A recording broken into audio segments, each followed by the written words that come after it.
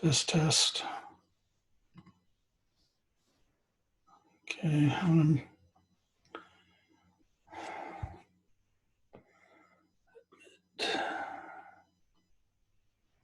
Okay.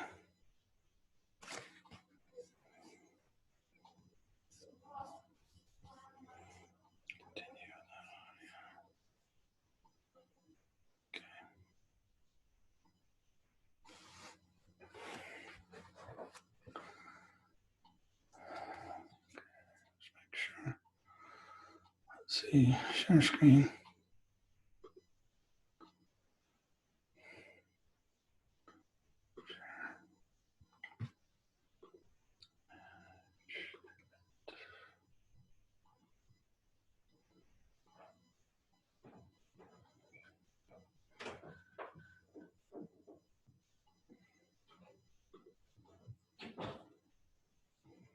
Where is it?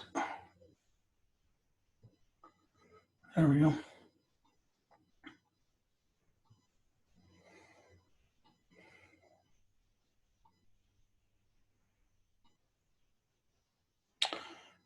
Oh, hey, I hear something now. Now I'm on. There you are. Can hear you well. Thank you for coming. Yeah, I can hear you really well. Good, good. Okay, can you see my screen? Yes, I can see your screen. All right.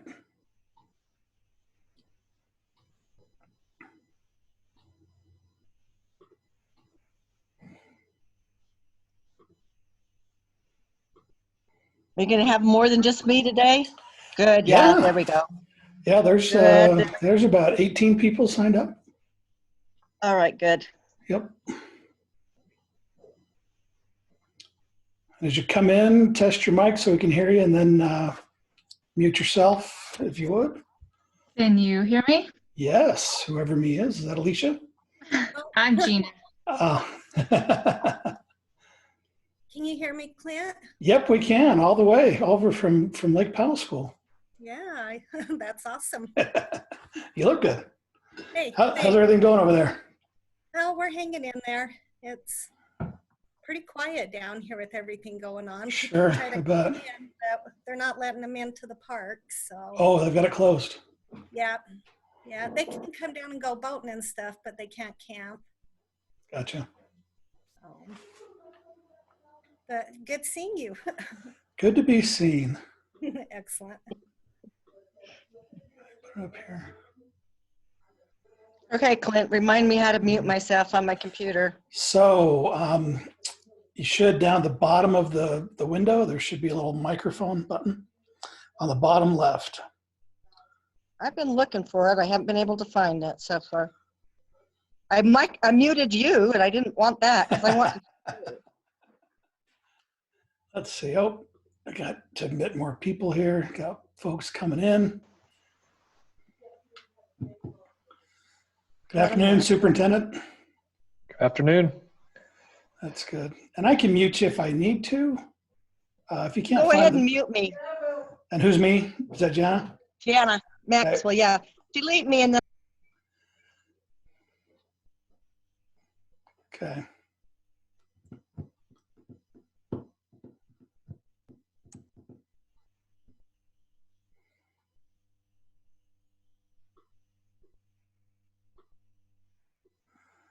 Let's see.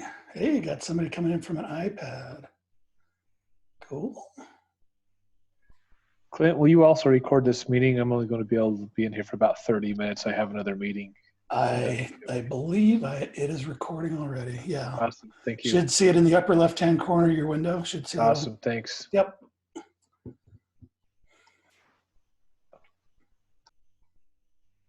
Oh, gotta admit more people. I want to know how you're doing this right now, how you have your camera set up and you have people coming in and their cameras are not filling on this side, because that's something I've struggled with our district presentations. So I'm sharing my screen, and so it puts everyone in like a little bar when you're sharing the screen. And then also, if you look on the upper right, you should see view options. And you should be able to see folks in a grid view.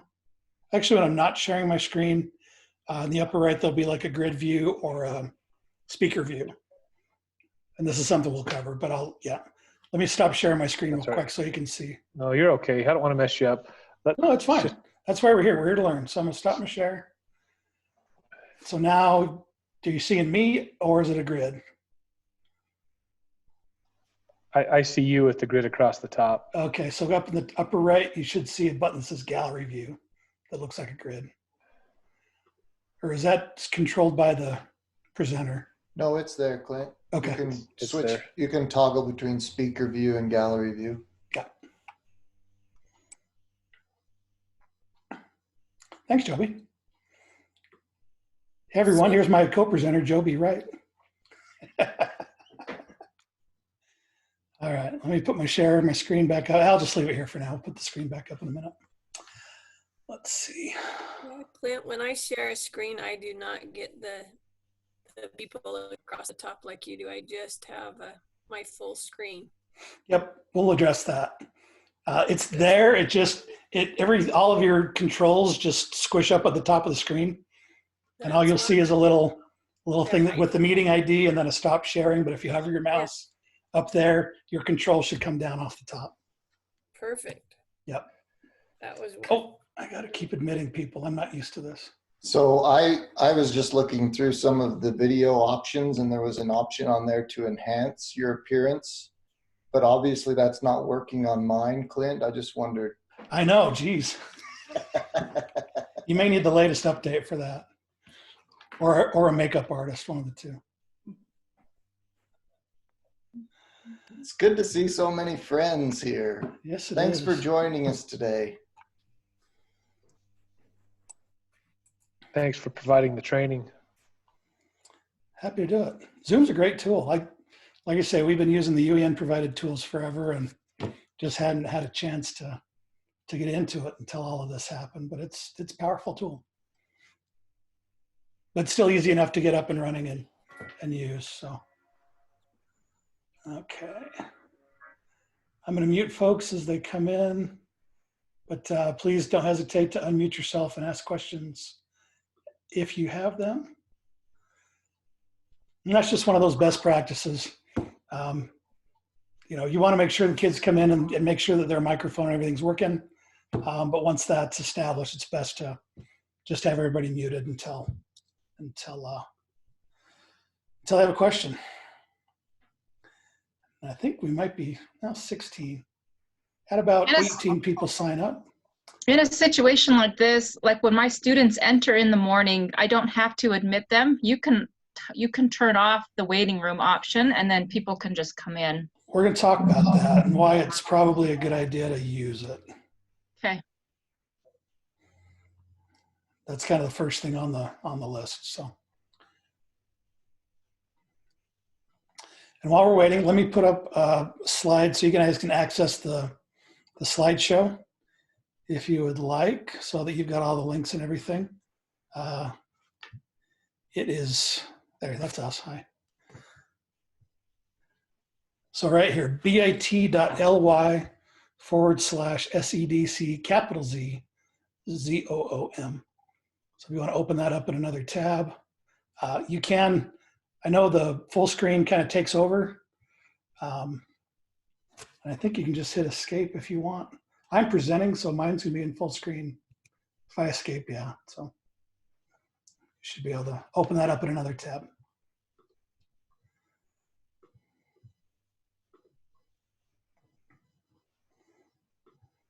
Okay. Manage. Oh, so got some folks to let in. And there we go. All right. Joyce. Got a packed house today.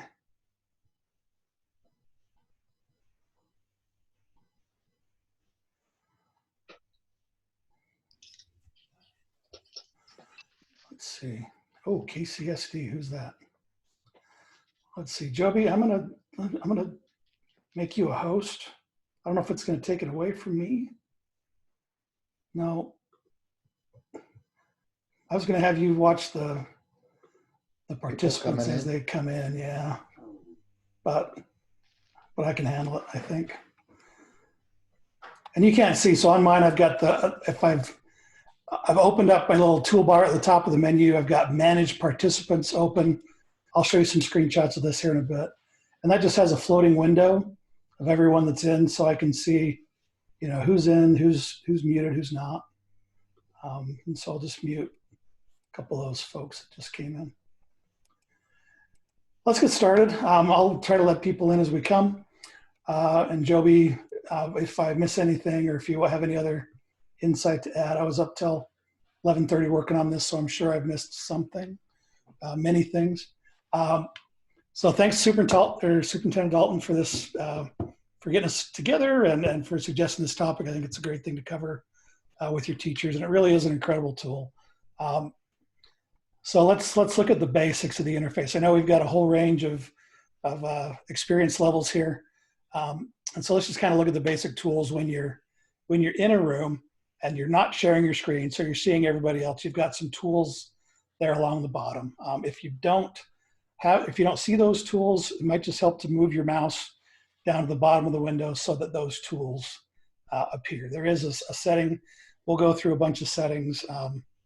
There's probably too many settings to choose from, but I've highlighted some important ones to look at. But there is an option in your preferences to always show those tools, and maybe that'll help some folks to, once they're getting used to this. Because again, they're on the bottom, but then when you're presenting your screen sharing, they move up to the top, which is a little confusing. So your microphone is down there on the bottom left. There is an up triangle next to there, and that should allow you to change your audio options, test speaker and microphone and audio settings. So if you're not hearing anything, or if you have different microphones to choose from, you can use that little triangle there to change those options. Same with video. Start and stop your video down there on the bottom left. Sometimes you don't want your camera on. I just had a Canvas admin meeting from UEN, and I had to shove lunch down my face because we had just finished up Sterling Scholar interviews, and that was a whole other thing. So I had my camera off and my microphone muted while I was still listening to what's going on, but didn't have to make everyone watch me eat while I was doing that. So that's down there. Invite, that'll bring up the ability to send an email to somebody to invite them with the link, or copy the link to the meeting so that you can just send that out quickly. This manage participants is an important one. Again, especially if there are some questions on how do I see who's in the meeting and things like that. But that manage participants button will bring up, and I can't show you this part of my screen, can I? Yes, I can. I'm gonna stop my share. Let me just share my old desktop instead of just the screen here. Okay, and then you're seeing a bunch of screens. Apologize. I have too many desktops. It'll stop, I swear, sometime. There we go. Okay, sorry about that. So up here at the top, oh, you can't see that yet either. All right. Well, that didn't help me too much. When you're presenting, if you click on that Manage Participants button up there at the top or down here on the bottom, you'll get a little window that pops up that shows everyone who's in the meeting, whether they're muted or not, whether their cameras are on or not. And then you also have some other abilities that we'll get into more. You can open up the chat. You can chat those people individually. I can stop their video, spotlight their video, make them a host, put them in a name. I can put them in the waiting room, or I can remove them. We'll talk about removing people later, but basically that should be like a last resort, because once you remove them from a meeting, unless you have your settings set, they can't return to the meeting. So I'll show you a setting you can turn on to put them in a waiting room for that.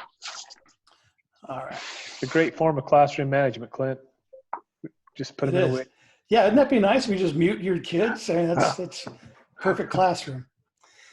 Chat window. Joby, are you watching the chat? You got that open? Okay.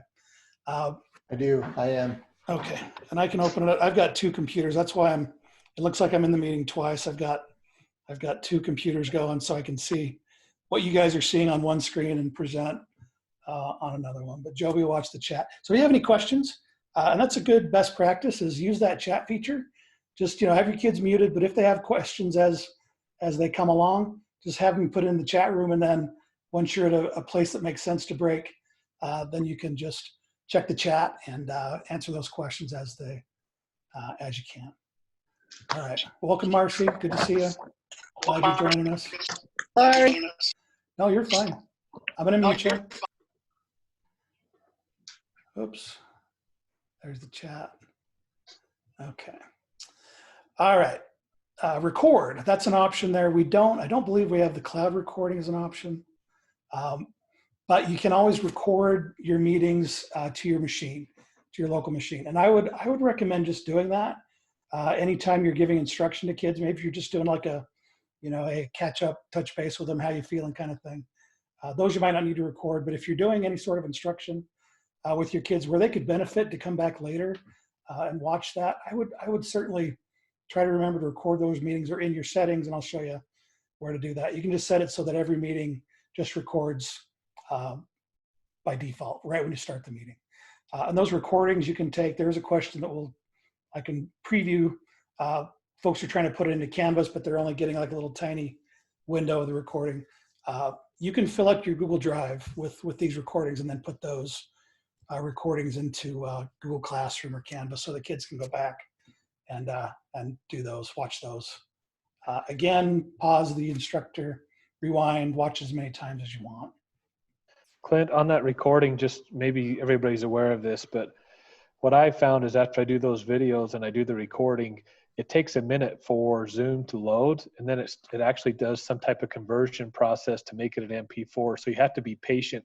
It takes a while. It takes a while, but then once it starts to go through that and process it, it dumps it as an MP4 into a Zoom folder, which can kind of be hard to find sometimes. But if you have that Zoom folder open, then you can just grab that and drag it over into your Google Doc, and then you're all set. But where I run into trouble is where if I ever lose that first initial window that pops up, and there's a Zoom, it's under the documents, or I think it's documents or downloads, and there's a Zoom folder.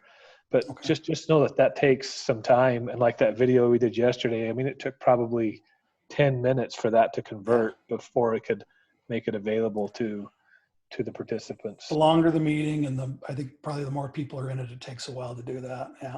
And it doesn't start that process until you end the meeting. So if you leave it open, if you just go out of the window, whatever else, it won't stop recording until, even if you hit stop recording, it won't start to process it until the meeting is ended. So thanks. Appreciate that point.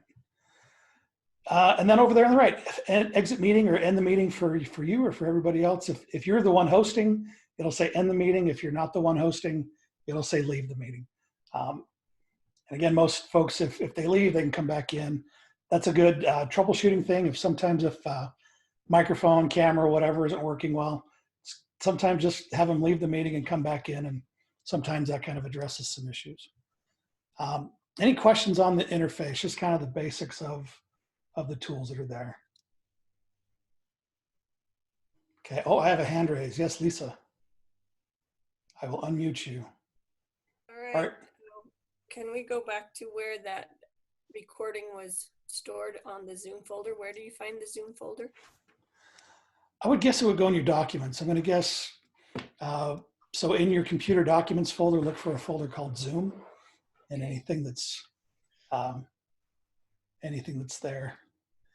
Initially, Lisa, what'll happen is it'll default to that location, and you can actually see the folder or see the file that's the MP4 file. And there's one that will come up, it'll be like a Zoom name as a default, but you can select that recording and then you can just drag it over. It is under the documents and then under a Zoom folder. All right, so I'm new to using Chromebooks and now I'm on Chromebook all the time. Where do I find, is my documents just over to the left, you go up, or is it in your drive? I think on a Chromebook, you'll find it in files. And is that where you scroll to the left, bottom left screen? The little circle with the app circle. Yeah, I think go into files. I think it's called files, and that's where it'll store locally. That circle, so that's good. Thank you. All right, yeah, and ask those questions anytime. And she actually used she raised her hand. I don't know how'd you do that? How'd you raise your hand? So on the bottom, if you have your participants tab open, so I can see everybody who's in the meeting. at the very bottom, it says Oh, there's more. a thing that says raise hand. Oh, cool. There we And go. I don't know what you see though. I've never I had see a little student- hand icon. Yeah, I just see, and you jumped to the top of the list. So Perfect. I saw that you had your hand up. So good modeling. I Great. appreciate that. I've never used that, but I'll tell I don't know. I never have more than 1 or 2 students on it at a time for help. So That's all right. All right. Any other questions on just the basic buttons there? Cool. All right. So I added this add from waiting room under manage participants because you maybe had an email about this, but as of March 31st, Zoom changed the default meeting settings so that everyone has their virtual waiting rooms enabled. And this is because folks were having issues with, especially if the link to the Zoom meetings are either reused over and over again, or if you post on a website for kids to jump in, not through like Canvas or anything that requires a login to get into. We're having folks just, it's called Zoom bombing. And they would jump into a meeting and you know, cause some trouble and share their screen and share untoward images, we'll say, or whatever. And it's just a way to kind of regulate who's coming into your meeting. You can disable it. We'll show you in the settings where you can, if you want. And then some other, we're going to start off with just some security best tips and tricks to avoid that problem so that only the folks that need to be or should be in your meeting with your students are there. And it's just another way we need to think about, you know, students' personal information and privacy that we need to be protecting now. Does that make sense?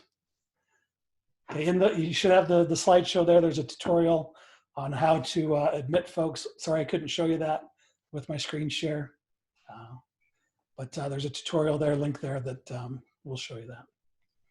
And it also prevents students coming into the meeting before or after when the teacher isn't present. So if the teacher isn't there, kids can't, you know, get in and have unmonitored discussions without the adult there present. So it's just kind of a best practice and security thing. Mr. Dalton, I see your hand is up. Yeah, that's something that happened to me yesterday. So the last time we did our district update, I wasn't required to have the waiting room. So everybody just had the link and they were in. And yesterday I was waiting to start the meeting and then I got some text that said, we're in the waiting room. So I had to go in and start to approve everybody. And then as people came in late, each person that came in, I had to actually allow them in. Yep. And so that may be something that teachers might see that's different than maybe what they've done in the past. But you have to allow each person into the meeting. It's a policy that they changed, across the board. Oops, I scrolled instead of clicked on something. But yeah, so they changed that. You can go back in your settings and change it back if that's not an issue for you, or if you're only sharing out the links to your Zoom meetings within Classroom or Canvas, just so that it's not publicly available. Questions on that? All right, cool. And just some screenshots on how, so when you do have this, your manage participant button starts to flash orange, kind of try to bring your attention to it so you can see that, hey, you've got folks in your waiting room. You can admit it straight from that, or if you click see the waiting room, that's when this participant list shows up over here on the right.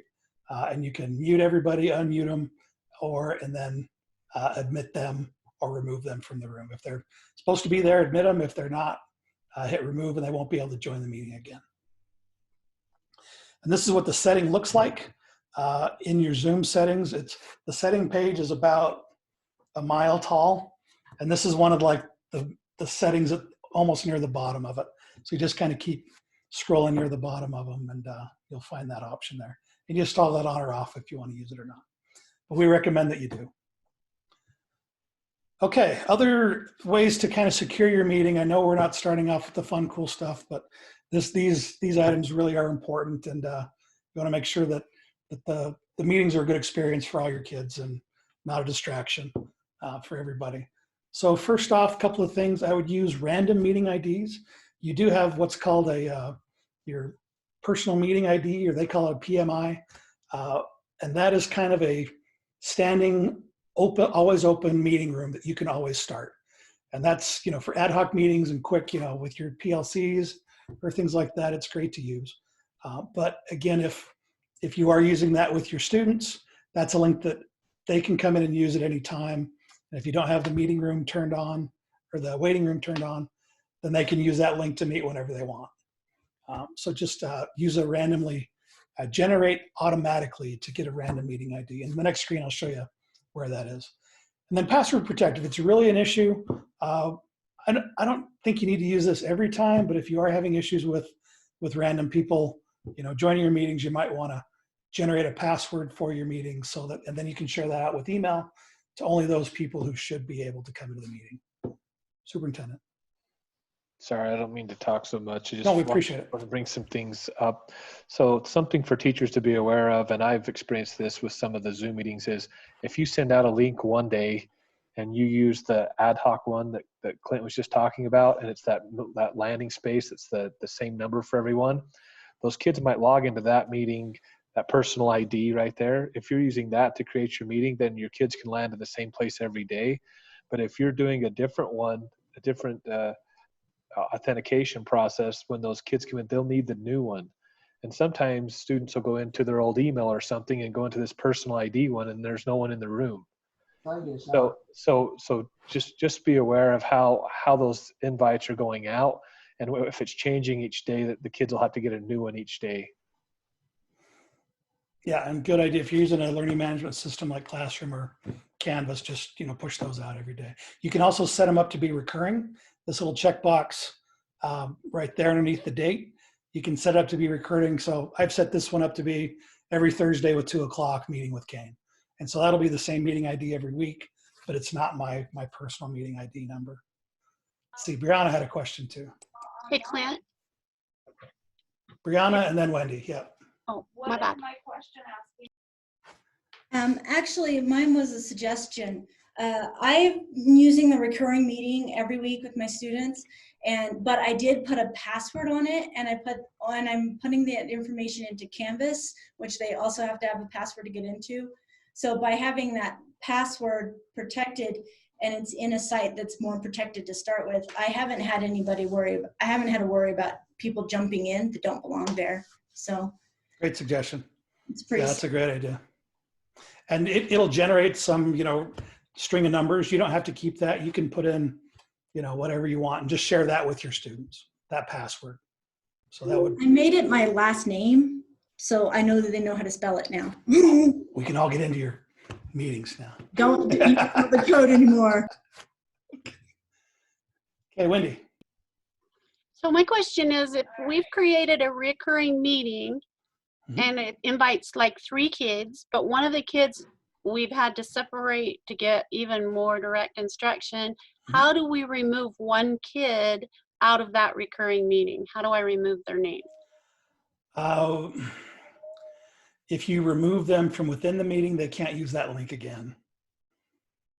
I mean, that when on managed participants, if you remove them, then they can't use that same link. They won't be able to join that meeting ever again. So that's one way. And then just create a new one for them. You're muted if you had anything else to say. So I just need to go on to the managed participants. Yep. When they have to be in the room though, I think. Thank you. Yep. Good question. Lisa, question. I'll unmute you. So back to the password thing, I found it was easier for my students if I copy the link and put it in Canvas. So all they do is it just says Zoom meeting. Yep. And they click that link because they're having a hard time with the ID and password for some reason. Yep. And you can generate, we'll get into the big settings, but you can make it so that you can generate a link with the password embedded in it. And that you can just add as a link to Classroom or Canvas. Yeah, it's a great thing to do. Thank you. Okay, any other thoughts, comments on those items? All right, a couple other safety concerns or things to think about when you're scheduling a meeting. Again, you can turn on and off that waiting room as you're scheduling meetings. Disable join before host. So one is like a turn on, one is a turn it off to turn it on kind of a thing. You just want to make sure that students can't join before you as the host gets there. And so you want to make sure that box is not checked. and then mute participants and automatically record. And you'll see that these are, after you click the schedule button inside the Zoom app, these advanced options are down there on the bottom. Mute participants upon entry and automatically record. Those are up to you, but again, I think that, recording your meetings and posting them in your LMS, in Canvas or Classroom is just a good thing to do. It's just a generous thing to do for your kids in case they want to go back and relearn. And then mute participants on entry. I'd recommend doing it as you get into using Zoom more and more, just so you can get in and get going and not have the 5 minutes of, can you hear me, and all that kind of stuff. But it's personal preference. You can change those as you need. Mindy, question. Going back to the meetings, I don't know, maybe you're going to get to this.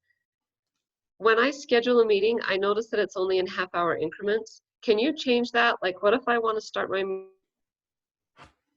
meeting at 8:15 instead of 8, but I don't want to wait till 8:30? Do you know if you can like specify I want to start like at 8:15 or 9?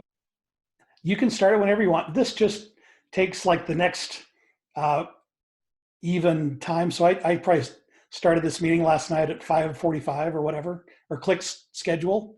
And it just says, okay, 6 o'clock is the next even time. You can change these. And in the situation we're in, they've removed the 40-minute limits. There used to be a 40-minute limit on meeting times, but that's gone. So you can change that ending time to whatever you want it to be. And in fact, if you do use the automatic recording, I'd extend it 30 minutes beyond what you think it's going to be, just to make sure that it doesn't stop the meeting and stop recording before you want it to. But yeah, you can set those times to start and stop and to be as long as you want. So when I tried it, I don't have an option to put 9:15 because like I have my math meeting for 6th grade and sometimes I don't get done till about like 9:10, but my 5th grade starts, I either have to start it at 9 or 9:30. So what you do is schedule a separate. I can't like do like my 5th grade math meeting 9:15. So, I do a separate Zoom meeting. Yeah, do a separate meeting for each one and then just start it before you're going to start. So I'd schedule the meeting to start, but then if you have the waiting room on, kids will be there and they'll say, we're just waiting for the host to join. So they'll be able to join in, just have to wait for you to get in. Okay, good question. Any others? Okay. Oh, Lisa, there was a question. Sorry, I have a lot of questions. That's good. That's right here. I have my 2 meetings, and usually I just individual help with math. But my math 1 meeting, I'd like it to go from 9 till 10:30, and my 7th grade meeting goes from 10 to 12, but they won't let me overlap. Is there a way to have them overlap so I can be in 2 meetings at once? No. All right. As a schedule, yeah. As a host, I don't think you can overlap those meetings. So I can't have the 2 meetings open. I have to end 1 meeting before. Yeah, I think so. Okay. I think so. There's ways to get around it. I mean, you could have Travis build you another email account and you could. Nah. Let's not do that. Yeah, crossing the streams, it gets a little complicated. Yeah, no worries. We'll just. So Lisa, here, another alternative. I know we're here to talk about Zoom, but another alternative is to, for example, use a Google Meet. So have one of those meetings in Google Meet, have your other meeting in Zoom, and then you can be hosting both of those meetings simultaneously. Like for example, today I was in 5 different Sterling Scholar interviews at the same time. So you could do that. Yeah. You just have to use a different platform. Yeah, okay. Good suggestion. All right. I usually don't have any overlaps. I just hate to, I wish I could extend the math 1 hours, but they're not getting on to get help anyway. I think it's too early in the morning. There is that. Thank you. Yep. Okay, a couple other settings. And again, we could spend an hour going through all these. I don't want to do that. I'm just going to kind of go through these quickly. I belabored the text in the slideshow more. So if you want to go back and revisit some of these, you can. But to get to the additional settings, some defaults and some things that, would make your life easier and things that just the way you like it better. From the Zoom window, there's a little gear icon up there in the upper right, and then there'll be a link near the bottom that says View More Settings. And that'll open up a web page that I can do this. Let me stop my share. And I can show you my settings here if I can find my correct desktop. Let's see, I have too many. I think that's where I am. Hey, okay. So let me share my screen one more time. I will share my desktop and share. Okay, so I got my Zoom room here. My Zoom hit the gear. That brings up this little settings window, and there's a bunch there as well. But then this View More Settings will open up a web page. It may prompt you to log in, it may not. But this will get you to all of the settings that Zoom has, and there are a ton. And there's scheduling meetings, basic, advanced, and some others. And so this is where I'm going to go through. I won't go through every one. Oh, we can just go through them from here. But I've got them on the slideshow as well of things that I'd look at and recommend.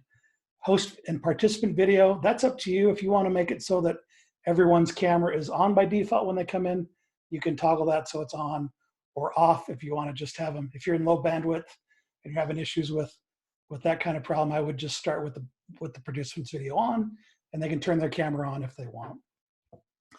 Audio type I wouldn't worry about. Join before host, that's one I'd leave off. That's one of those security things. I would turn this one off, use your personal meeting ID off when scheduling a meeting. That way it'll default to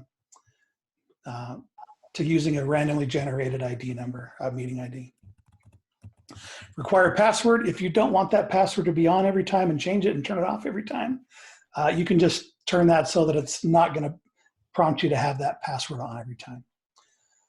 Let's see. I would enable passwords for the one click. I don't know. Ooh, we got phone calls coming in. Let me mute you, Cindy and Alicia. Let's see. Mute participants upon entry. Again, that's one of your. That's a personal preference. I would turn it on for most meetings that I do, but with your kids, you may want to make sure that their audio is working and everything before you mute them. Reminders if you want those as well. Chat. I would leave chat on, but I would turn private chat off, and that is so that kids can't talk. Send private messages to each other. Whatever they put in the chat room, it's public for everybody. So if you're having issues with chat completely, there are some settings within the meeting that will show where you can turn it on so that only the host can put things in the chat, or there's some more granular things that you can do within the meeting. But I would disable that private chat. I'll let you guys talk behind my back because I love you. You might need to have those side conversations, but not to worry about it. But with your students, you may want to turn that off. Auto save in the chat, that's you can save the chat transcripts. So if that's something you're interested in taking a look at and kind of going back and answering questions that kids have, or kind of watch the conversation after you're not presenting live and things are flying around and you're trying to focus on what you're trying to teach, you may want to turn that on. File transfer, I'd turn that off in most cases, unless you have a specific use case on why you would want students to be able to transfer a file. If you want them to share, like a document with the class or something like that, then you can turn that on. And this is, again, something you can turn on and off inside the meeting. That is under the More menu. If you look, or is it under Manage Participants? I can't remember where it was. I think I have it in the slides, though. Joby, do you remember where that is, or did you look that far? I can't, sorry. That's okay. There's so many things. Hey, Clint, Yeah. check your chat. Thank you. Whoops, I didn't want to do that. Where was I? So Marcy just said that she's not able to hear, and so she was going to log out and try to log back in. Okay. Sounds good. Was that Jenna? Thank you. Or did Jenna have a question? This is Gina. I just had a Gina, question. sorry. So when it automatically, or when we save it, it saves like 3, sometimes 4 different little, like the chat plus the video. If you delete the other options, the other things that it saved, will your video still be fine? Yeah, it should. I don't have a ton of experience with it, but yeah, since it does save it as separate audio files, they're not interdependent on each other. One's a video, one's a text. So probably should be good. Let's see.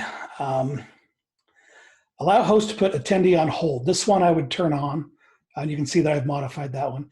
This allows you from the managed participants that if I hover over you and click more, I can put you in the waiting room. And so that's a way to put somebody in kind of like a timeout, or you're being disruptive, but I don't want to kick you out of the meeting for good. Because like I said, if you remove somebody from a meeting, they can't join that same meeting ID again. But if you enable that, you can put them back in the waiting room, give them 5 minutes to cool off or whatever, and then you can admit them back in. Let's see, always show meeting control toolbar. This, if you want to turn that one on, that's again a little helpful thing when you're screen sharing. It just keeps that toolbar visible up there at the top so you don't lose those controls, or have to hover your mouse right in this perfect spot up at the top of the window to be able to see them. Let's see, screen sharing. This one I would probably, with students, I would change that to host only. It'll always default to the host only can overtake someone else. If you do want kids to be sharing their screens, with each other to show what they're doing, or show a project, whatever, you can change this when you're inside the meeting under more. Let's see. I know I've got it in the slides, and I meant to go through this on the slides. So under it's under share. screen? Yeah, under share screen. There's options there. Share screen, and you under advanced, or you can turn that on and off during the meeting. Maybe I'll just go back to my slides to show that real quick. And again, I have too many windows, so I'm going to stop my share. Hey, look at everybody. I see all of your cameras. You guys look great. Let's see. There I am. Where'd my presentation's way over there. Okay. And now I need to share my screen again. See, we're all learning. This is still a learning curve for everybody. Okay. Share my screen. Oh, that's right. When I'm not sharing my screens, there is an advanced sharing option, and that's where you can go back in and change it so that change who can share. And let me jump down to where I have that. Let's see. Right here. Okay, I'm on the screen I want. Share my screen. Share that window and share. Okay. Now I'll go full screen. Maybe I can do this. Does that make it bigger on your end? All right, I'll do that so I don't get lost in all my slides. So screen share, if you turn that off and just make it so that host only can share. If you're not sharing your screen, you can go back in under advanced options and then change it back to only the host can share, or you can open it up so that all participants can share if you want to do that as you're going. Let's see. So Wendy Clint, Harris. in the chat. Thank you. Did you see that from Wendy? Go ahead. So Wendy is asking, they use screen share all the time, and students can write on each other's screens, and she thinks it's a great tool, but she hasn't found that that's been able to be used in Chromebook. And I think Clint has maybe a solution for you, but it might be outside of Zoom a little bit. Yep, we're going to cover that in about 4 slides. So there are features that that are available in the desktop client if you're using the app on a PC, on a Mac, on an iPad, on an Android device. But through the web browser, Chromebook, whatever, the whiteboard doesn't work, annotation doesn't work, breakout rooms doesn't work. I've got a list of stuff that will not work if they're just on a Chromebook. So that is a limitation. Yeah, great question. Okay, so you can re-enable, change those screen sharing options on the fly. Just getting used to where that little up arrow is next to share screen. All right, scheduling meetings. And that, again, I'm just kind of going down in order of that giant list of options. Host and participant video, on or off. Let's see, I've gone through all these. No, I haven't. Talked about it a little bit. Join before host, that should be off. Use that generate meeting ID. I would turn off your personal meeting ID, using that all the time. You're welcome to use it, but especially when you're scheduling a meeting, I wouldn't use that very often. And again, mute participants upon entry, that one's up to you, your use case. The chat, file transfer, I think I'm behind on my slides. I am behind on my slides, there we go. Okay, in meeting, basic settings, annotation and whiteboard, those are options that you can turn on by default. But again, if students are on Chromebooks, annotation and whiteboard isn't a feature. But there is something you can use called Google Jamboard.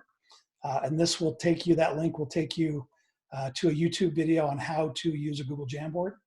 I may have a fun little detour coming up here in a second, once we're done with these meetings. Remote control, you can see that that's an option up here for me. You can give remote control over to somebody if you're sharing your screen, so that they can draw on the board. It's a great tool to use, like if you're having kids, and maybe instead of using an interactive whiteboard, you could just have the whiteboard screen up on your screen and then let them take control of your screen and they use their mouse to annotate on your screen. So that's one solution to that. But if you don't want your students to take over control, I would disable it by default, but then I could give over control. So let's try this. I'm going to give control of my screen over to Joby. Let's see. I may have to turn something on here in order to do that. Let's see. Accessibility, Zoom. We won't worry about that. But that is something you can do. Abort control. All right. And then nonverbal feedback, that's something you can turn on so that people can do yays or thumbs up or stuff like that as nonverbal feedback. If everything good to go, give a thumbs up. If you're struggling, give me a thumbs down, stuff like that. Okay. Jamboard detour. So I don't know if you guys know about Google Jamboard. I did a presentation on it at last year's Rural Schools Conference. I don't know if you've heard, but sadly, we're canceling this year's conference. We'll have it in Richfield again in 2021. Just too much uncertainty going on right now. But if you want to see what a Jamboard looks like, if you're in the slideshow, you can click on that. That's a link. Or if you want to just type that in another tab, bit.ly/capital URSA19 capital JAM. I can show you what a Jamboard is. It is a Google tool, just like Google Docs or Slides or whatever like that. But it is an interactive whiteboard that you and your students can use and join and collaborate on in real time. You can see that when I turn this on so that anybody else could start making their own stuff. They got a little crazy with it.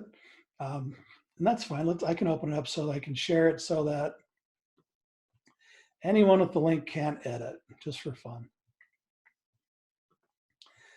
So now if you're on the Jamboard, you can come over here and grab the pen and you can draw stuff. If you click the sticky note, I can say, here's my idea, and make it pink and save it.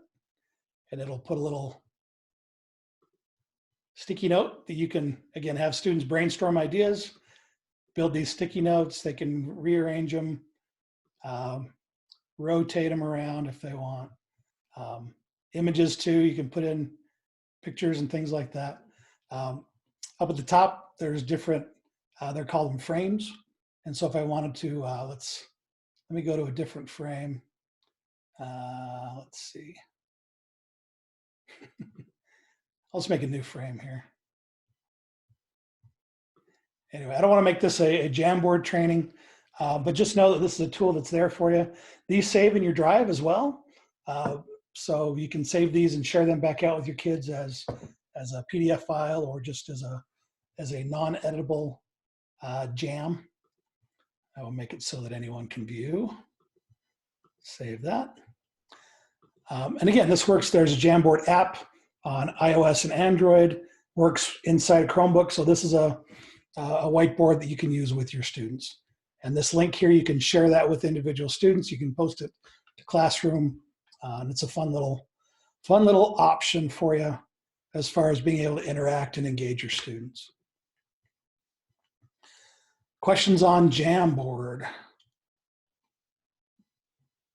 Okay, I don't have my participant window up, so I can't see hands. Let me turn that back up. Okay. All right. Looks like we're good. All right, thank you. All right, back to boring old settings. I swear, this is the last setting slide, I swear. Okay, breakout rooms.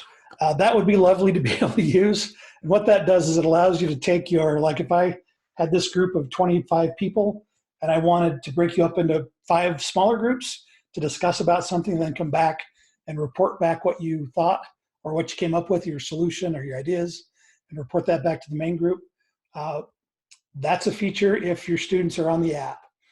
Again, if they're just on the web, on a Chromebook, you can't use breakout rooms. But I do have some links at the end of the slideshow that if you want to look into it, and if you have most of your kids using their parents' device or something like that, you might be able to use some of these other engagement tools that are built into Zoom.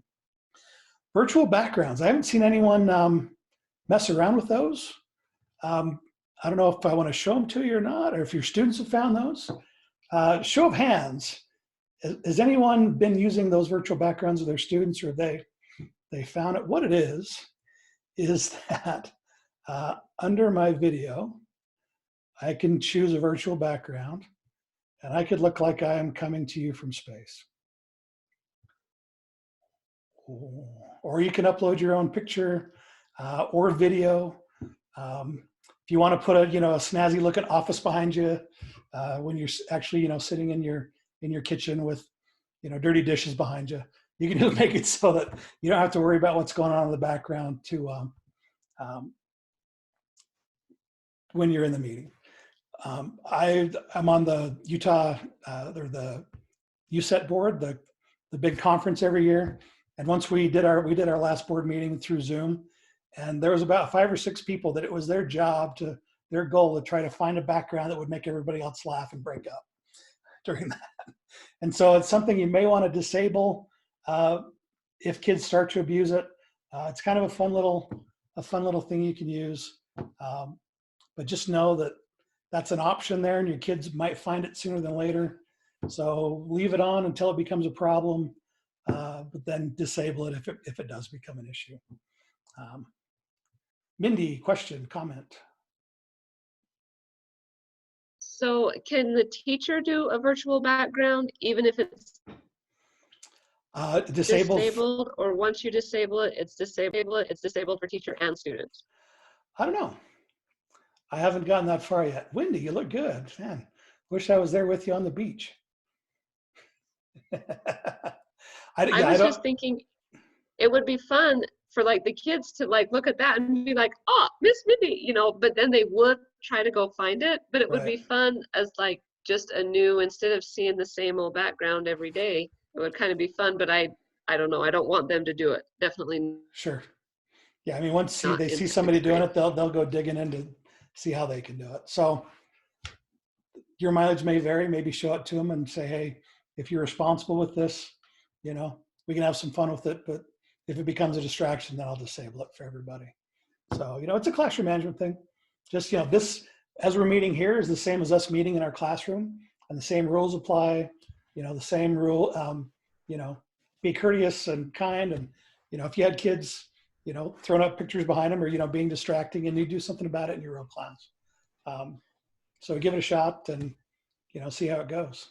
There is, I can see some great applications because you can download or upload, I should say, your own images. And so you could pick an image from somewhere in the world and make that an assignment. Find where Mrs. Jacobs is today. Have your kids guess on that stuff or make that part of a discussion and in your class or things like that.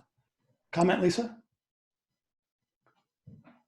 Yes, I can never find this. I've asked a number of times. I know others use it, but when I go by the video icon at the bottom of my screen, there's an arrow and it shows easy camera, select a camera, video settings. How can I get to that? I cannot find where you can change the background. Choose virtual background isn't an option there. So maybe that's something that you can't do on a Chromebook. That might be another, maybe that's why your students haven't found it yet. Maybe that's Because why. I'll try it when I'm on my other. I can't find it. My only options are easy camera or my document. yeah, let me take a screenshot of what I've got and I'll throw that on this slide. Capture. And then let me grab that and put it in here. Oh, well, let me do that. Okay, I can get it in there. Let me stop my share for 1 second. Okay. No, it's fine. You're fine. Is Wendy on a PC or is she on a Chromebook? That might answer. Didn't she change her background? I'm on a PC. Okay, maybe that's why I'm on a Chromebook. Where'd my screenshot go? That's okay, Clint. I'll try it on my PC. Maybe that's the answer. Yeah, I'm sure it's there. And it probably is, you know, a desktop app versus a Chrome thing. Okay. Joey, a couple things in the chat. Oh, we're good. Miss Wood use it all the time. Look in video settings. Okay. Okay, share. Okay, last two. Waiting room. Probably should have that on. And then show a join from your browser link.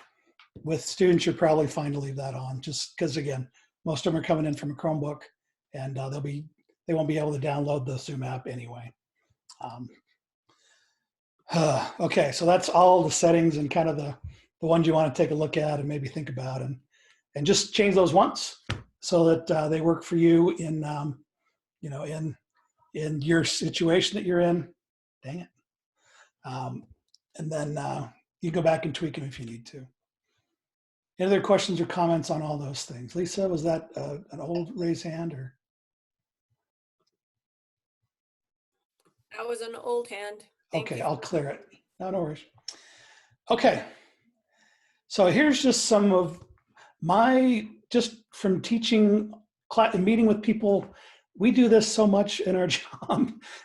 We work with people all over the state. And so we do a lot of online meetings. We've been doing it for quite a while. And so these are just kind of our best practices. And Joby, if you can think of any that I miss, just kind of things to think about before your class begins. Find a well-lit area. If you have a window behind you, like Joby and I do, I've got this ratty Walmart brown curtain. Let's see. Hey, Marcy's back. I'm going to mute you. Just a cheap curtain behind me, because if this were open, I would be a dark, shadowy figure. Joby's got his blinds closed because, again, if he didn't have his lights up, he'd kind of be in back shadow. So avoid sitting in front of a window, or if you do, close the blind so that you don't look like a shadow. If at all possible, connect to your network with a wire.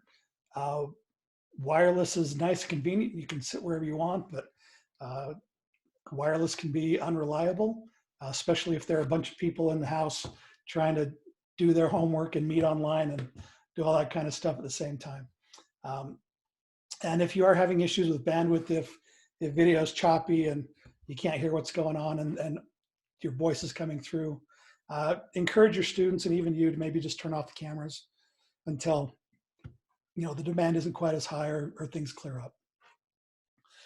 In addition, open your meeting room early. I had this meeting open 10 minutes early and I had somebody join me right away, just to make sure that everything's working. Your camera looks good, your audio is working. You've got everything set up so that you can test with students as they come in to make sure that they're good to go, so you can start right on time. Mindy, yeah. Let me unmute you. I'm so sorry. No, please. I'm talking about your bandwidth or whatever for like the internet. So when you said to hook it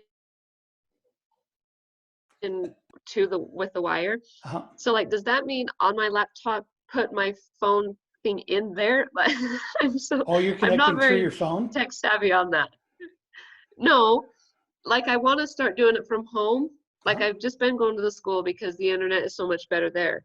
Mhm. But I would like to start doing it at home, but the internet is not, like I've been kicked out of this meeting 3 times because of my internet. Okay, So I worry trying to teach from home using Zoom. But you gotcha. were saying something how I could, So I would guess most people right? have a modem router that they got from their ISP sitting somewhere in their house. So that's your From South wireless Central, from South Central. from South Central. I don't, yeah, BK, that where you're from. But on the back of there's going to be probably 4 or so Ethernet ports that you should be able to plug into. And from your laptop, you should just be able to plug into that. You may need an adapter. I'm on a Mac, and so I need an adapter for everything. But just so that you're hardwired into your network instead of fighting with the wireless bandwidth. And it may be that just you're in a place where you just don't have enough bandwidth coming to your house to facilitate or to enable that. But again, if you've got a lot of people trying to stream stuff and do things at the same time, all on the wireless, you can kind of bypass that by plugging into your modem if it's able to. Okay, good question. I want to lower your hand. Okay, let's see. Headsets. I'm wearing a pair of Apple phone earbuds. Joby's got a set on from his Android that's got a microphone built into it, and that just helps with, because sometimes you've got speakers that's hitting the microphone, that's going through the speakers, that's hitting the microphone, and that's how you get that feedback. And so the way to kind of cut out the feedback is if you have your speakers going into your ears, that doesn't get out to the microphone, and so it just kind of cuts down on all that feedback. Some rooms and conditions are better than others, but that's just a suggestion. Use a USB headset or some headphones like this to reduce that feedback. And then if you're more prepared than I was, open up any files or windows or things that you want to share, because when you bring up that screen sharing window, we're going to look at that here in a minute, but it's easier instead of just sharing your desktop where you maybe have 50 windows open, and I am guilty of having way too many things open, and so I tried to prepare and have things open that I know I'm going to share and have it up front for me. And you can share just individual programs. So if you wanted to show something, like in PowerPoint, you could just share the PowerPoint application instead of sharing your entire desktop and then, trying to find the PowerPoint window from somewhere. Gina has a question. Okay. I think. You said something about your headphones have a built-in microphone. Yeah. Is that what you were talking about? So how do you have a specific brand or type? Like, I wouldn't know how to even look for something like that. These came with my phone. Oh, okay. Just anything that, most smartphones come with a set of headphones. Most earbuds nowadays come with a microphone built into the. Yeah. And it doesn't have to be super high quality. It just, they're probably going to be better than the microphone that's built into your laptop. Okay, and then I had another question. Oftentimes when, like, I pre-open screens, like I have a math program that I want to share, so I open up what I want. So when I click share screen, I can share a specific screen, but oftentimes it's not available. I don't see it as an option to share. Sometimes it's not supported, like maybe it's an older program that. It's like our Go Math, our program, Think Central. Okay, well, maybe that's the problem. Yeah, your results may vary. Yeah, but if you've got audio file, movie file locally on your computer, yeah, just open them up before you want to try to share them. Just have them queued up and ready to go. Or if you want to show a series of web pages, put them all in tabs on just one window, and that way you can share that window and switch between those tabs. A lot easier. Any other suggestions, Joby? Did I miss anything? Another question there from Brianna. Okay. So one thing that I have found, and I was working with Arlene with this, is we couldn't find her file that she wanted, and we couldn't find her file that she wanted. We couldn't find the file that she wanted. It was hiding behind Zoom.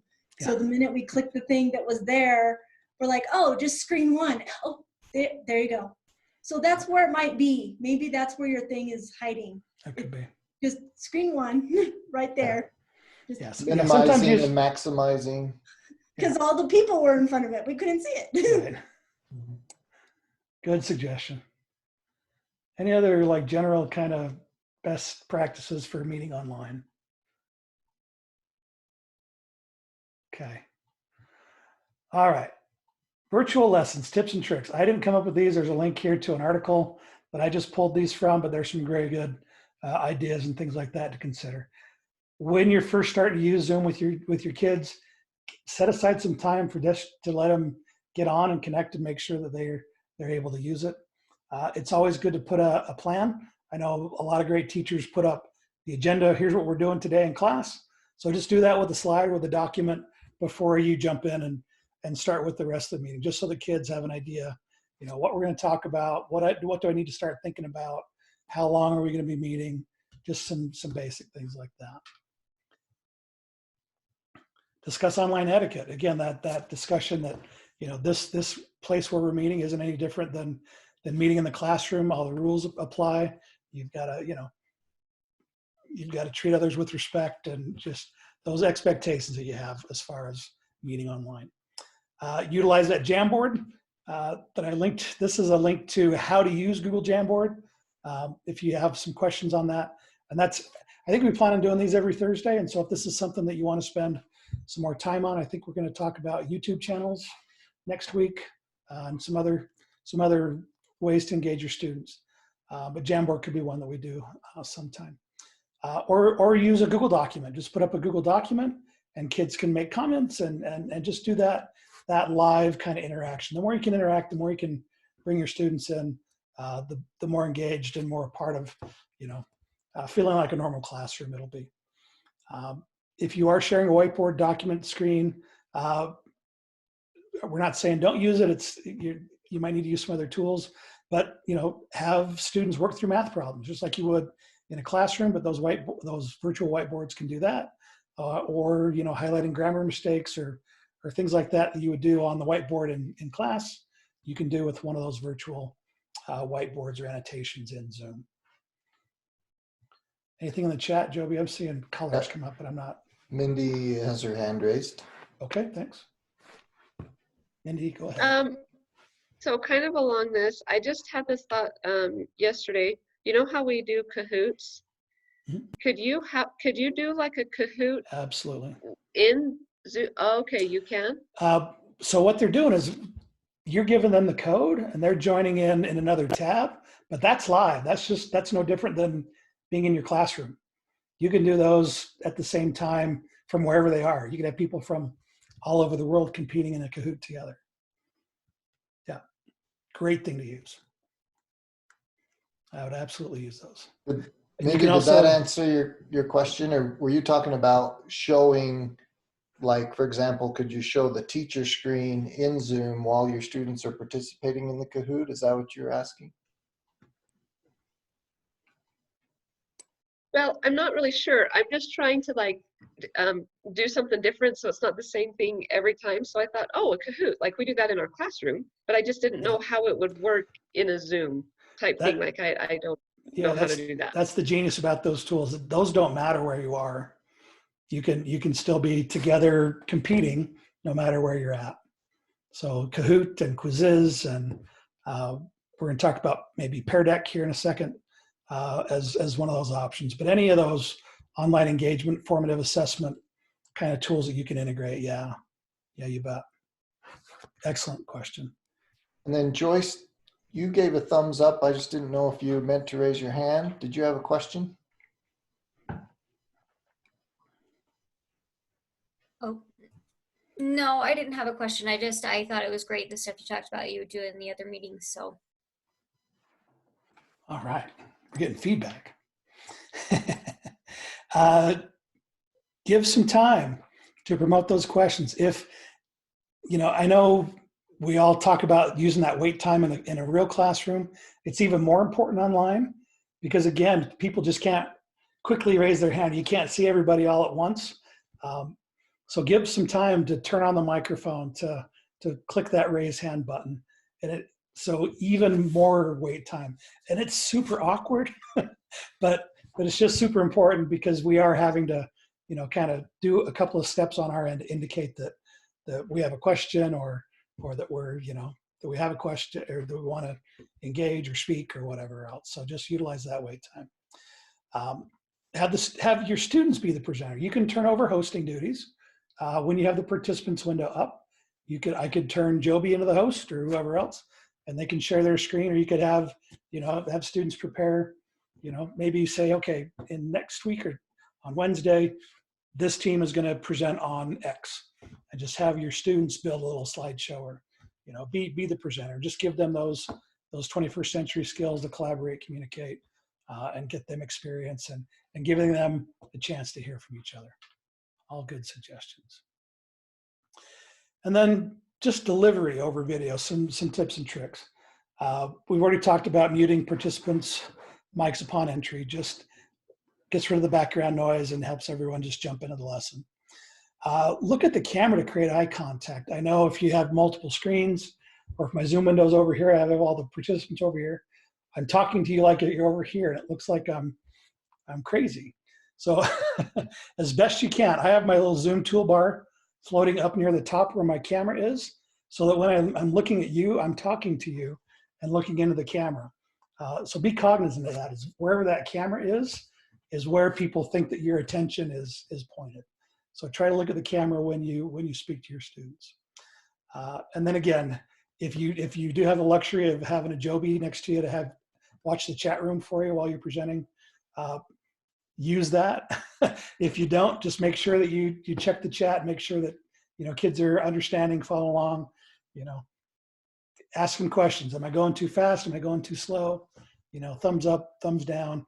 Can I speed up, slow down? And just check in with them to make sure that they're on the same page with you. Okay, speak as it's face-to-face. I just kind of talked about that. Put your Zoom window by the camera. Share images, files, and video. I know this is a ton of text, and I apologize about that. But I want to make sure that folks could go back and review this without the video if they wanted to. And then embrace the pause again. Make sure that you have that wait time, that you give your students a chance to soak in what you just went through. If you just showed a video, just give them a time to think and reflect, and before you're asking for their immediate engagement or before you move back on. And so with that, I'm going to pause and see if anybody else has any other tips and tricks or successes or things that they have figured out in the last couple of weeks that have helped them with teaching over video. Actually, a question if I could. Anytime. When I'm using my document camera, my camera in particular has a problem with freezing, and I don't know why. We've tried to troubleshoot, and it's fine because I can just reset it. But what I'm finding that I'm having a problem with is that when I go to reshare it, it just is black. And I've tried everything from shutting the camera down, unplugging it. Maybe Google the name of the camera and software updates, because it's possible that it hasn't been updated for a while and it won't, you know, it's having issues with sharing or connecting with external services. Awesome. And let Travis know if that doesn't do anything for you, he may have some other suggestions. Okay, thank you. You bet. Mindy's hand is up. This is just something I do we talked about how do we engage the kids through online, because we've got some kids that are laying in their bed, some kids that are underneath the table, you know. So I just have my little bucket that I pull their name out, so they never know when they're going to get the question. So it kind of helps them to be, I mean, they're not engaged all the time, but they just know, they don't know when their name's going to be pulled out of the jar. So that kind of, that's helped me even online. I do it in class, but I'm even online, I still do it. So that's helped me. Good deal. Great idea. And there are online tools that can help you randomly pick student names if you don't have the bucket at home from school. No, excellent tip. I wouldn't have thought about that one. Anything else? Brianna, did you want to share what you put in the chat? Sure, I shared it in kind of a little bit yesterday, but I put googly eyes on my camera, on my webcam. I used pipe cleaner and tied them up there so that I'm making eye contact. It reminds me to look at the camera more often. It helps. It's not Great great, idea. but it does help. No, super important.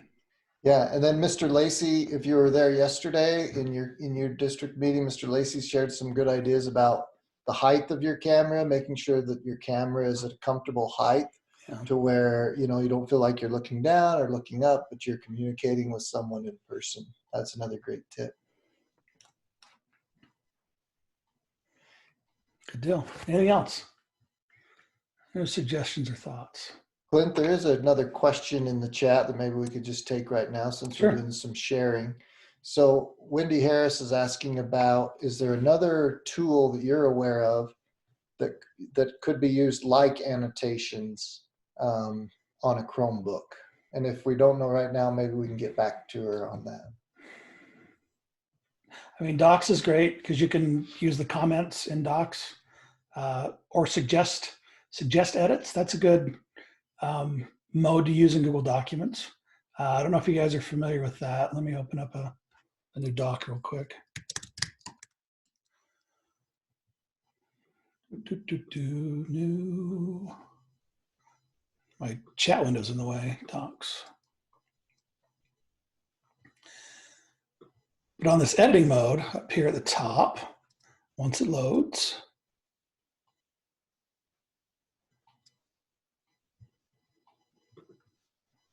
let's see. Oh, here we go. Over here on the right, where it says editing, you can change it to suggesting. And so that's when you share a document, it's called Cane. When you share a document, let's see. You're gonna need to share Joby. I can allow him to either, no, it's not there either. Where does that at? Is that under? Anyway, just suggest folks that they go into the suggesting mode. And so instead of just changing the document, they'll type in what they think it should be, and then that will come in as a comment. So let me just put in editing mode here. Here's my, again, I have all these little windows to move around. Here's my text. Now if I go into suggesting mode, I can come in here and delete the A. Instead of just deleting it for everybody, it'll say, Clint suggests that we delete the A. And if I like that suggestion, I can accept it and it'll take it in. Or if I want to make a comment about it, we could do that. So you could put in a bunch of, sentences and have them identify things and have them, suggest what they think should be the correct response or what the verb is or, whatever. And then you can go through those comments and then discuss that. So that's another way to kind of get at that. But as far as live annotation, I think Jamboard's a really good option for that. And again, we don't have a ton of time to cover it today, but it's really easy to use. You can just go to jamboard.google.com or it's in your apps. Let me move the participant list. If I come on down, Jamboard's right there, just like all of your other Google apps. And that way you can just jump right into a collaborative board. And you can share those out just like you would with any other Google document. So, but I'll keep my eyes out. And if anybody else have any suggestions, I'm certainly not the end all be all of online technology knowledge.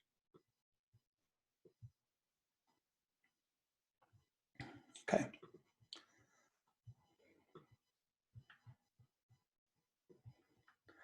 All right, sharing content. We're getting close to the end here. We're kept you past an hour. But let's just make sure you know there's some options there. Everyone has kind of seen the basic tab when you hit the screen share or new share button. This all comes up with your desktops and your different windows and things like that.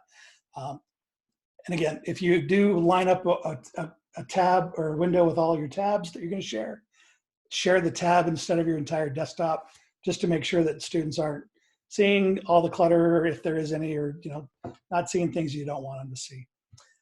Also under that, when you're going to screen share, I've worked with a professor over at SUU and I love him, but he was unplugging his computer speakers or plugging in his computer speakers so that his microphone adherent so that any videos he played would play through the microphone instead of through the computer. We taught him this little checkbox about a month ago that says share your computer sound. It's another option there, optimize screen share for video clips. But if you check that button when you go to share your screen, if you have video or music or stuff like that, it'll play through your computer into the Zoom meeting. And you don't have to crank your speakers up or hold your microphone up to the speakers to hear it. Nice little quick tip there. But there are other tabs across the top there too. So if you go to the Advanced tab, you can just choose to share a portion of the screen. So if I wanted to do that and just show you the slideshow part, so you didn't see all the rest of the stuff around, let me do that real quick. So let me see, I'm gonna do a new share, and I'm just gonna share a portion of the screen. Share. And now it's gonna say what portion do you wanna see? Can I resize this? There we go. To about there. And so now what do you see? You just see like my whole slideshow, but I can switch to different slides and see my presenter notes and things like that. And all you guys see, it looks like it's a full screen presentation. So that's kind of cool. Let me do a new share and just bring my window back. And while you're doing that, a question from Rosa. She said that, you know, sometimes it was mentioned before by Brianna, sometimes the Zoom screen might get lost behind what you're sharing. Mm-hmm. She'd like to know if you could be more specific on how to find that when something gets hidden. So your application, are you on a PC, Chromebook, Mac? For me, I use all the funky features of I'm just sharing that specific window. But if I were sharing my whole desktop, you on a what? On a Mac. Okay. So if it's a newer Mac, let's see, you guys seeing that? Am I sharing this? Yeah. So in your Mac preferences, let me open that up. I don't know if you want to go down this rat hole. It's something that I've become used to. It's called, let's see, I think it's under, what's it under? So I'm in my system preferences, just up here, Apple system preferences, and it's under desktop and screensaver. No, it's not. Where's it at? Let me just search for it. Oh, mission control, there we go. Under mission control. And so what you can do is, oh gosh, where is it? Desktops. Is it desktop? Screensaver. I can't remember where I have this, but I've got it set up. Maybe it's under trackpad. It's under trackpad. Yeah. So mission control, if I swipe up with 3 fingers, I can kind of see everything that I've got on that window. If I swipe down, it brings everything back. If I swipe down, it'll just show me the windows I have open for that program. So if I know it's a Chrome button, I'll see all my Chrome tabs and I can jump to it quickly. And then I also have multiple desktops set up so that, where'd my Zoom go? Back to Chrome here. Is that working for you, Rosa? Can you try that where you're at right now or not? And that's something, if you want to join me in my office hours, it's something we could talk about specifically. But just, and I also use multiple desktops. So I have one that's set up for email, and I've got one that's set up for this presentation. I've got another one that's set up with like my home email stuff or things that I'm going to do there. And I can just switch between those by swiping left or right with my trackpad. So just having different windows. So it's like I have, 30 displays instead of just one screen. It allows me to kind of separate things out and kind of keep track of them that way.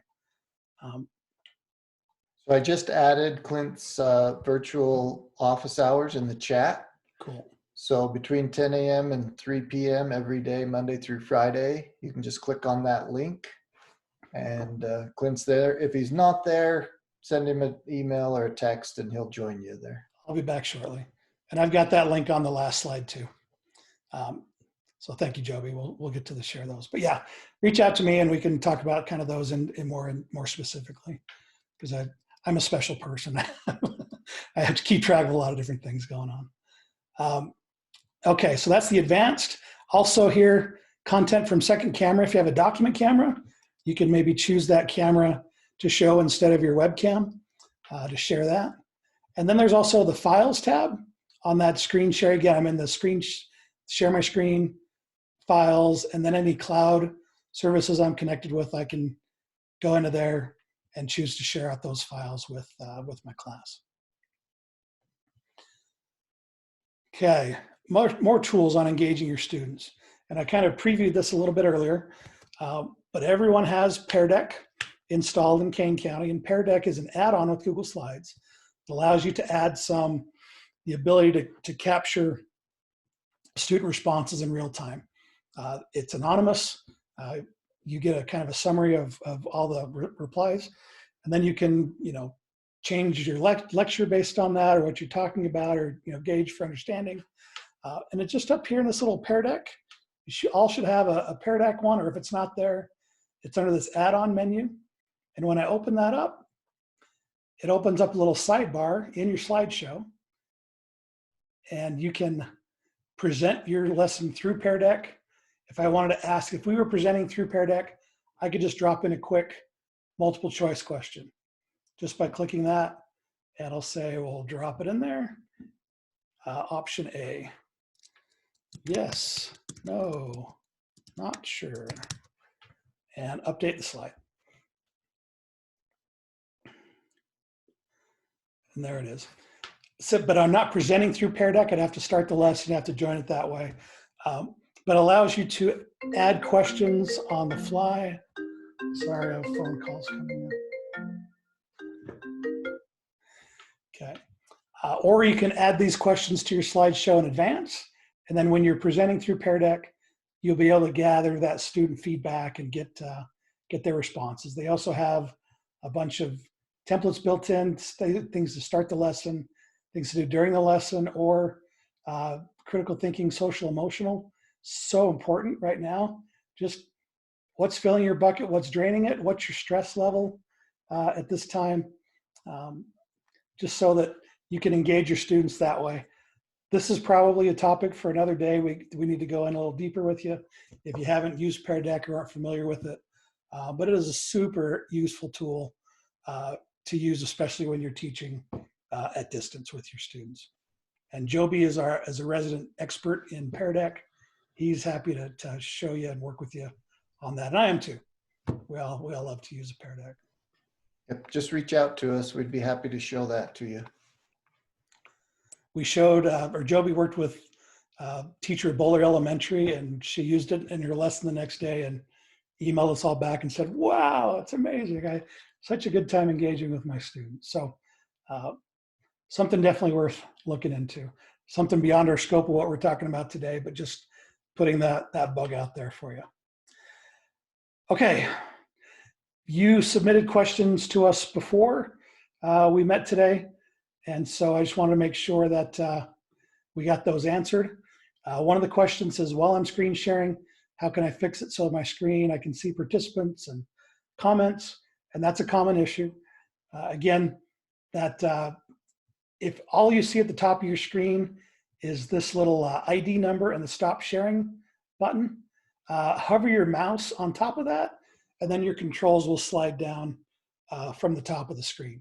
And then you can stop your video, stop your share, pause screen sharing, and all those other tools are up there. And it'll look like this. You'll see mute, stop video, new share, pause share. There's a more that'll drop down where you can open up the chat window. That's so you can keep up with the comments. The manage participants will bring up the list of who's there. Recording buttons there. Turn on things on or off. Share your computer sounds there. Just those tools will drop down there for you. And then there was another question.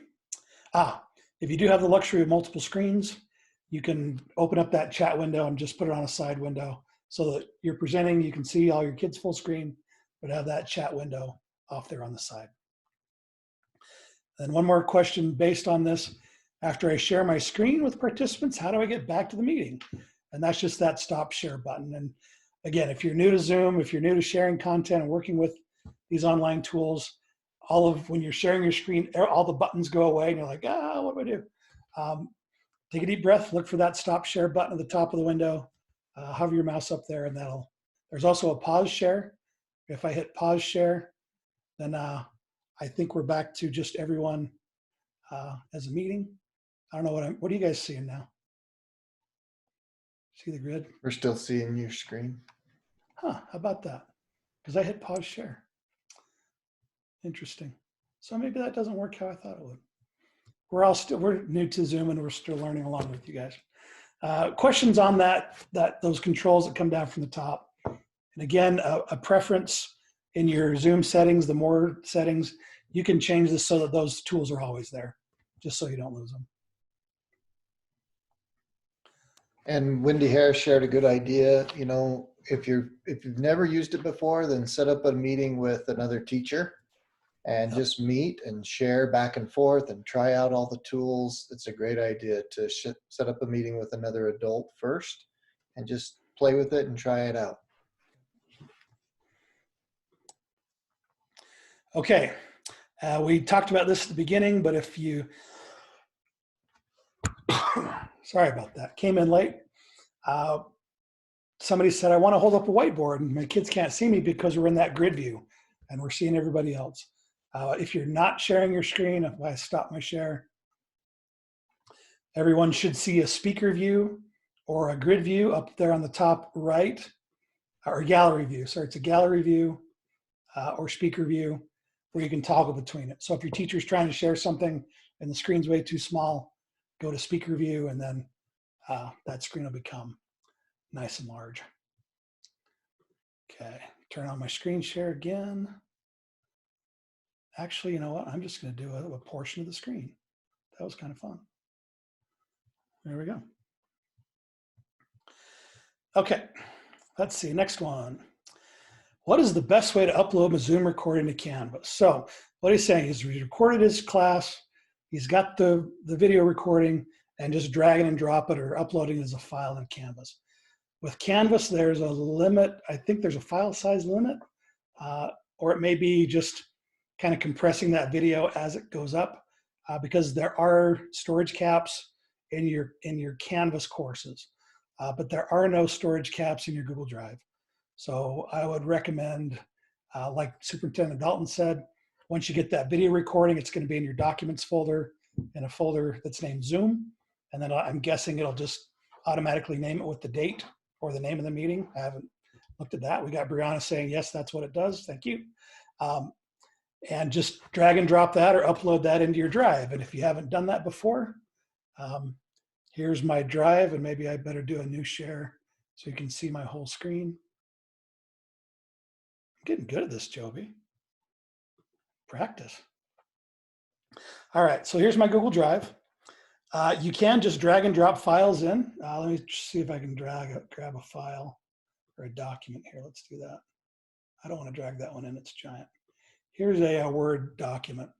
And so I'm just dragging it from my desktop, and as when the whole background is blue, if I let go, that'll upload that document right into my drive. And then from there, it works like any other Google document. You can share it, change the sharing settings so that everybody can see it.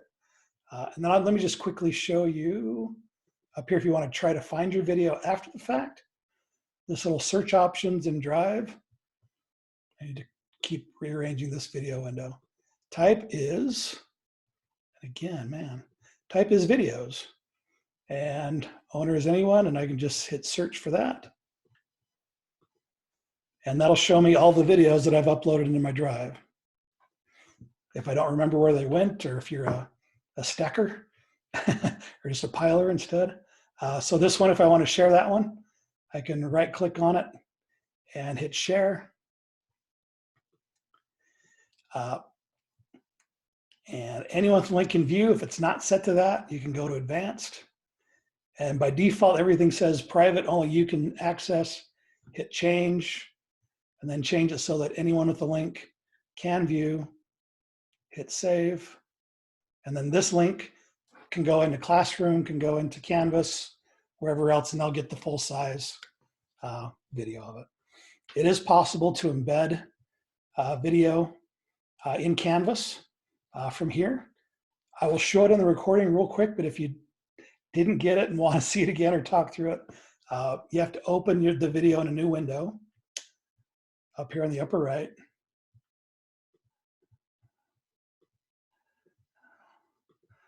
Let's see, open with, oh geez.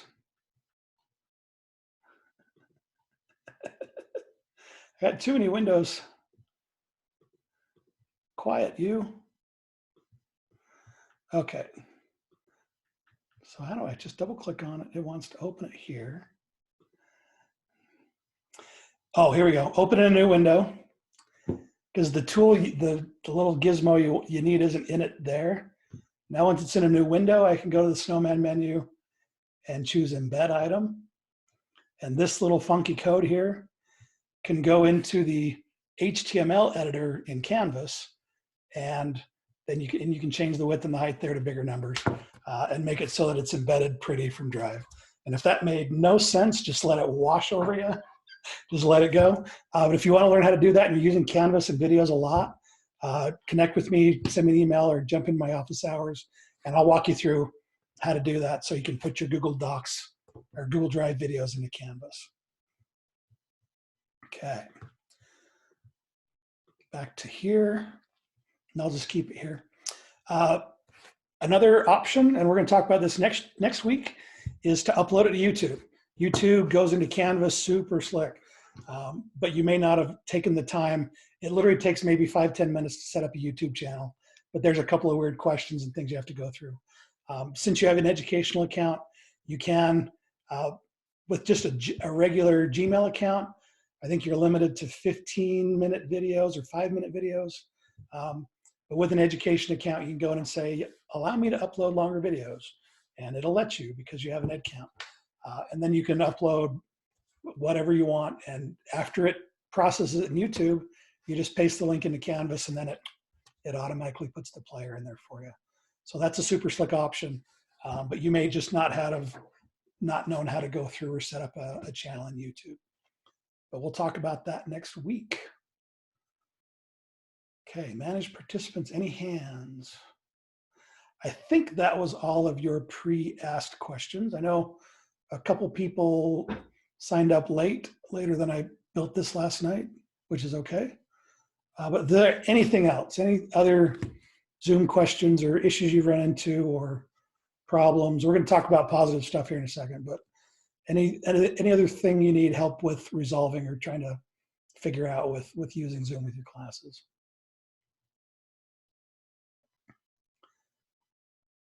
Wow, no hands, no chats, anything in the chat, Joby? Oh, nothing in the chat. We've talked them to death. Oh, please, enough. We've passed the 90-minute mark, so I know they're done. I don't blame you. And speaking of posting videos, I will put this in my YouTube channel and share that back out. And whoever signed up, I'll share that with you. There is a document, and I've got it linked here at the end, I believe. Do I have it in there? I don't. Let me do that real quick. I'm going to duplicate this slide. We are curating a document. I'm sure you've seen 1,000 emails from 1,000 different vendors on, hey, we're doing this for you during COVID, and here's resources and things like that. We're doing our best to kind of make a one-stop shop to provide good, solid resources for you, and a place where we're kind of archiving these training as well. And it lives at bit.ly/SEDC online. And that is a Google document that we are keeping up to date. And I will put the recording of this there as well, along with the slides. So you can go back and find that probably tomorrow. We'll have it done. Clint, we have someone asking, what is your YouTube channel? It is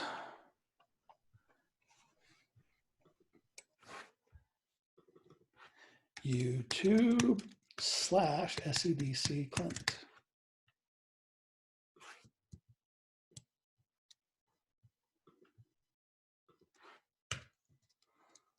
Clint's YouTube. Okay.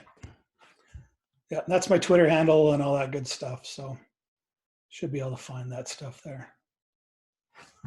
Great question. Okay. Any successes or things that Zoom has done for you that you didn't think you'd be able to do, or just connecting with your kids, or specific things that you've been able to do using Zoom in the past couple of weeks that have made you happy or have kept you sane, or anything you want to share? Go ahead, Kathy. Just turn on your mic. You don't have to raise your hand. Or I'll unmute you if you'd like me to. Unmute. Inclination for them to want to share something, because I tried just getting them to speak earlier with the first Zoom meeting, and they seemed a little bit uncomfortable. And then another day I asked them to share some jokes. So slowly but surely I'm getting them comfortable with using the platform. That's good. Yeah, and the more they're familiar with it, the more that they'll open up. I teach, and Joby can attest to this, we do a educational technology endorsement courses. And for the core classes, excuse me, we force our teachers to videotape themselves and record themselves every week with their initial discussion feedback, and they hate it at first. It's just people aren't used to seeing themselves and hearing themselves online, but the more you do it, the better it is. And I'll give you some insight. Your kids see you. It hasn't been the case for the last 3 weeks, but your kids see you and hear you every day, and so it's not weird to them. It's just weird to yourself. So just the more you do it, the more you get used to it, and hearing yourself, it becomes a non-issue. So practice, and just, again, familiarization, and just not being afraid to do recording for your kids, and just make sure they see your face and they hear you and can meet with you. It just makes a huge difference. Sure. Anybody else? Unmute yourself and share some things. Or if you just want to leave, you can leave. And I Yeah. used it to do a Desmos activity that was open all the time, so it was at their own pace. And when they had trouble, they'd come into my Zoom meeting. I could open up the Desmos activity and walk them through the slides. Awesome. Also with Pear Deck, I did the same thing because they're doing it at their own time schedule. Yeah, Pear Deck does have a student pace mode as well as a lets everyone do it together mode. And Yeah. they'll come in and I'll go to the exact screen they're on and give them help if they need it. Excellent. Good deal. Anybody else? You don't have to. It's good to connect with each other and decompress. And if you have frustrations or just want to yell or whatever, it's a safe space. But I know we've gone long. We've probably talked a lot, but I hope this was useful for you, beneficial. Any other questions or comments or anything? I was just going to say that it's nice to be able to contact the students. I'll hold my daily meetings and go through any work that they need help with. And then I allow them to excuse themselves if they're finished. Sometimes I'll ask to speak to them direct, on their own, to hang around. I've done my EP meeting that went really well. So all kinds of things. It's fantastic. It really is. And then I also have given the kids virtual recess. So I usually set the meeting up and then allow them about 10 minutes to talk. And if they won't, I have them go around and say, okay, what did you guys do yesterday with your free time? And before you know it, they're engaging. And I think that's really important that they do engage with one another.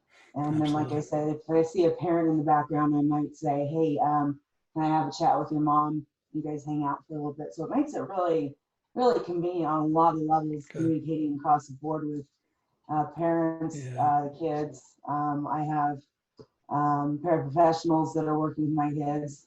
So they'll join the meeting, and then I'll turn the meeting over to them. And there's a lot of interaction going on with that, so it's fabulous. I just really appreciate the tool, and thank you very much for the training. Yeah, and it's possible that we're communicating more with our parents now than we normally do during this regular school year. You know, You're right. I think you're right.